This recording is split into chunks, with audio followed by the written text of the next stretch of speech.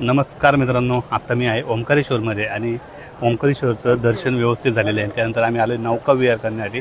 माझ्या या बाजूला बघू शकता, हे आहे ओंकारेश्वरचं मंदिर आणि या बाजूला जे पाहताय तुम्ही हे आहे ओंकारेश्वरचं धरण. तर या धरणाचं पाणी या ठिकाणी येत असतं. आत्ता थोडंसं पाण्याची पातळी कमी आहे, परंतु छानपैकी नौका विहार करताय लोक या ठिकाणी येऊन या स्पॉटवरनं मस्तपैकी ओंकारेश्वरचा फोटो काढतात. जसं आम्ही काढतोय तसं प्रत्येकाला असं इच्छा आहे की हे जे मंदिर हे आपल्या कॅमेऱ्यामध्ये टिपलं पाहिजे. तसंच तिथं टिपलं जातं आणि खूप छान असा नजारा आहे. पाण्यासारखा आहे, पाणीसुद्धा स्वच्छ आहे कारण की धरण अगदी जवळ आहे. धरण अगदी जवळ असल्यामुळे तुम्हाला या ठिकाणावरनं पाणी हे स्वच्छ मिळतं. तर हे बघू शकताय सगळ्या हा जो ब्रिज आहे हा सस्पेन्शन ब्रिज याला म्हणलं जातं, म्हणजे झुला ब्रिज असं म्हणलं जातं. आणि समोर एक ब्रिज आहे तो डायरेक्ट बंद असा ब्रिज आहे. तर छानपैकी मस्त विहार झालेलं आहे.